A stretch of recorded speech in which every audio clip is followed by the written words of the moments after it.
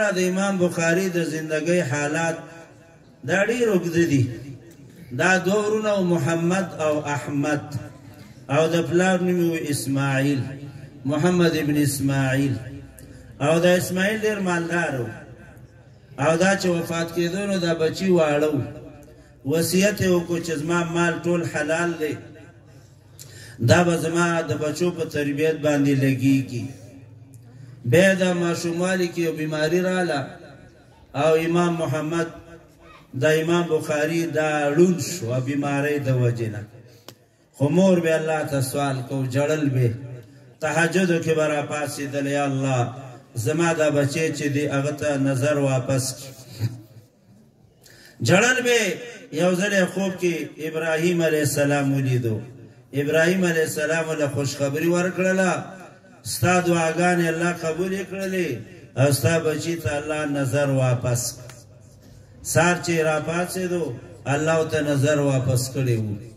نو د مور د دعا اثر دې وجه نه امام بخاري ته چې الله دومره لوی مقام ورکړی دی، کتابونه د دې درې وجې ذکر کوي.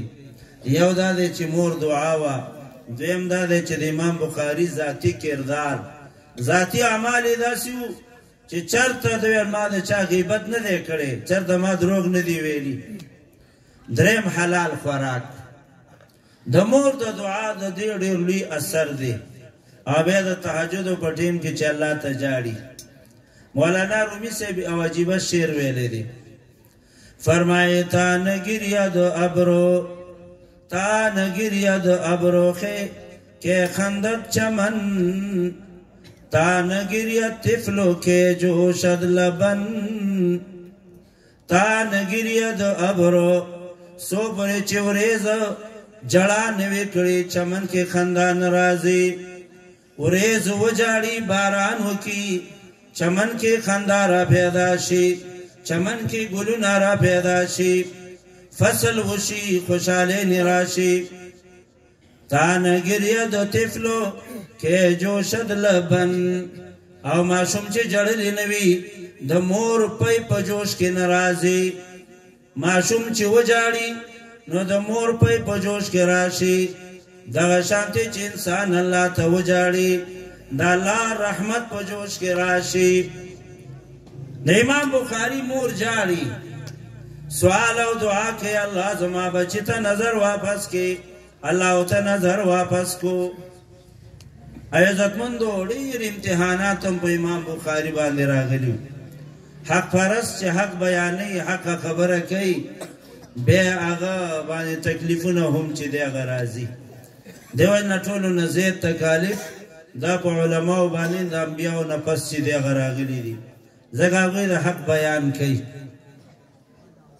او دا وجه امام بخاري کله یو ځای کله بل ځای، په آخر کې دا خراسان ته لاړ، ایران ته. هلته یو ترور و، د هغې په کور کې یو څو ورځې تېرې کړې، د رمضان میاشت وه. کله اعلان وشو سبا اختر دی، امام بخاري حیرانه شو چې الله اوس به رمضان و، اوس رمضان ختم شو، کم خوا به ځمه. سوال کوي الله ته. څه سوال کوي؟ سوال کوي الله دنیا کې مې ځای نشته دی، که آخرت مې ښایسته وي اے اللہ ما وفات کے. آغا وقت سر اللہ دعا قبلی او بدن باندې خوله رازی او د خولې سره روح د بدن نه پرواز چې دی هغه کوي. الله ته پته وه چې دا دعای د زړه نه ده، د زړه نه چې کوم دعای هغه الله قبلوي.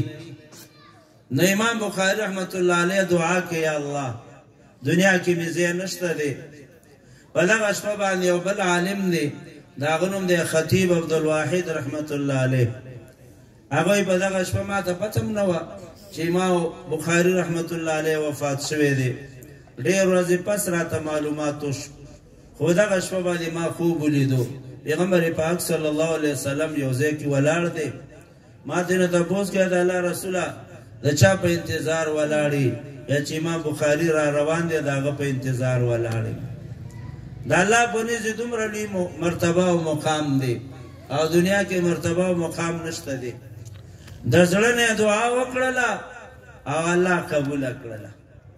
دې صحابو کې یو صحابي دی هغه ته مونږ د اذان صحابي وایي اذان دپاره هغه سوچ او فکر کړی و پټي کې ناست دی زمینداري کوي او خبر ورته میلاو شو چې پیغمبر علیه السلام وفات شو په ځای باندې کینی او سترګې پټوي او دعا کوي څه وایي اے الله دې سترګو سره زما محبت او زما مینه وه د دې دپاره چې په دې باندې ما د الله رسول ته کتلو الله رسول د دنیا نه لاړو اے الله زما دا سترګې نه دي په کار ماړون کا اے الله دا سترګې مې نه دي په کار ماړون کا چونکې دعا یې د زړه نه وه سترګو نه چې لاس لرې په لاړون کړي الله ته پته وه چې دا د مصنوعي جړا نه ده دا یې د زړه نه دا دعا ده او د زړه نه دا جړا ده د عزتمند امام بخاري رحمت الله علیه د دنیا نه لاړو دا څه مختصر یو دوه درې خبرې د زندګۍ په باره کې دیمه خبره دا کتاب امام بخاري رحمت الله علیه 14 کاله کې لیکلی 16 سال او 14 کاله روژه وه هر حدیث چې لیکو 2 رکعاته مونځ یې کړی دعای د استخارې چې دی هغه کړې ده 90,000 شاګردانو ته نه دا کتاب ویلی و هغه زمانه کې خو چاپ نه و په ګوتو باندې به لیکل کېدل 19 نسخې دا په هغه زمانه کې تیاری شوې وي یوه نسخه په هغه زمانه کې یو زنانه لیکلې ده د هغې نوم دی کریمه بنت احمد د زنانو دپاره ډېر د فخر مقام دی چې هغه زمانه کې هم داسې ښځه وه چې هغې ټوله بخاري دا په خپل لاسونو باندې چې دی هغه لیکلې وه او دغه نسخه اوس هم دنیا کې موجود ده زمونږ دا د احادیثو چې چا روایت کړی دی راویان احادیث دی ته وایي دا تقریبا 4 لک علما دي 4 لاک علما محدثین دا احادیث روایت کړی دی په 4 لاکو کې څه د پاسه 1500 دا جنکۍ او زنانه تیری شوي دي دا د خپل وخت لوی محدثات وي دنیا احادیثو ته چې دی هغه یادو یو پکې د امام مالک رحمت الله علیه لور هم وه چې ډېر لویه حافظه وه او احادیثو ته چې دی هغه یاد هغه زمانه کې دا 19 نسخې چې دی هغه تیاری شوې وي او دا نسخه چې زمونږ چا لیکلې ده د هغه نوم دی محمد بن یوسف الفربري رحمت الله علیه 3 ځلې دا کتاب د امام بخاري نه ویلی و 3 ځله د هغې نه بعد یې به یې لیکلی دی نو باب قول الله دی الفاظو ته راشئ